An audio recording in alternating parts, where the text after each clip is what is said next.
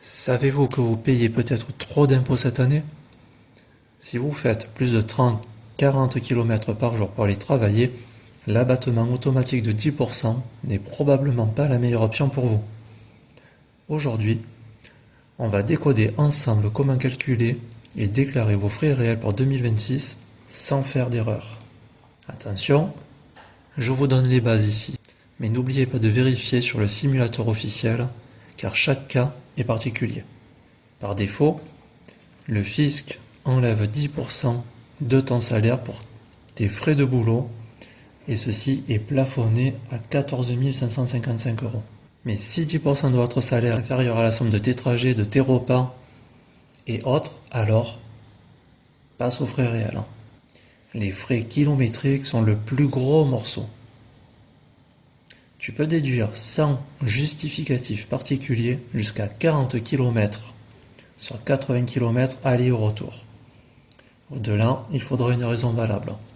Afin de calculer les frais kilométriques, le fisc donne un barème dépendant de la puissance fiscale de chaque véhicule. Ce barème est à jour toutes les années. Et pour 2026, si tu as un véhicule électrique, le montant calculé est majoré de 20%. Il existe également des barèmes pour les motos et les scooters. Nous allons donc prendre un exemple concret de calcul. Si tu parcours 7000 km par an avec un véhicule de 5 chevaux fiscal et que tu as un salaire brut de 30 000 euros à l'année, le calcul des frais réels va se faire comme cela. 7 000 euros pour tes kilomètres et en utilisant le barème du tableau précédent. Cela te donnera un résultat de 4 187 euros. Si tu prends l'abattement forfaitaire de 10%, soit 3 000 euros, tu auras donc un résultat avec un gain de 1 184 euros de déduction en plus. Et c'est là que tu peux voir que les frais réels sont plus avantageux pour toi. En plus des frais kilométriques, il y a aussi les frais qui sont dits oubliés.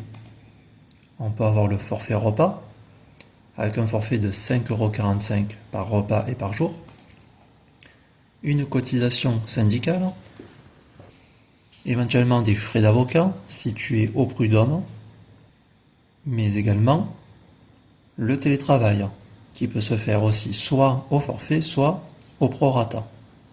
Pour le télétravail, afin de calculer le télétravail au forfait ou au prorata, si tu veux calculer au prorata, attention, vous devez pouvoir prouver que vous avez un espace dédié à votre activité.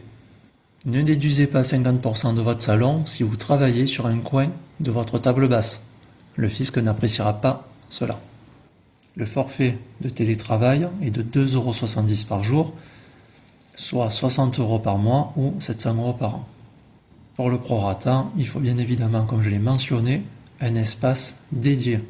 Un exemple de calcul, l'espace dédié, un bureau de 5 mètres carrés dans un appartement de 100 mètres carrés, cela vous fait 5% de votre logement. Les charges que vous pourrez déduire sera le loyer, l'électricité, le chauffage, l'eau, l'assurance habitation, les charges de copropriété, la taxe foncière et l'abonnement internet et l'abonnement de téléphone si vous utilisez votre téléphone personnel pour le travail. On calcule le tout, on prend le coût annuel pour chaque charge et ces coûts seront multipliés par les 5%. Cela nous donne un résultat de 360 €. Si on utilise le forfait avec 43 jours de télétravail à l'année, nous avons 116 €. Donc on voit que le télétravail au prorata est plus avantageux. Comment remplir votre déclaration? Déjà, on commence par regrouper dans un tableau les calculs afin de comparer entre le forfait 10% et les frais réels. Donc on va garder la base d'un salaire brut de 30 000 €. Lorsqu'on additionne les frais kilométriques, le télétravail, les frais repas, une cotisation syndicale, nous obtenons 5 612 €. Le forfait de 10% est de 3 000 euros. Nous avons donc une différence de 2 612 euros en plus qui seront déduits de vos impôts. Maintenant, pour déclarer les frais réels, lorsque vous allez faire votre déclaration sur le site des impôts, vous aurez cette page-là. Et dans les cases de 1AK à 1K, entouré en rouge, vous avez les frais réels. Donc vous cliquez sur la petite option frais réels qui vous ouvrira une nouvelle fenêtre. Et c'est là que tout s'opère. Vous sélectionnez les frais de déplacement, vous rentrez le véhicule, le carburant, la puissance administrative, vos kilomètres parcourus à l'année, ça se calcule tout seul.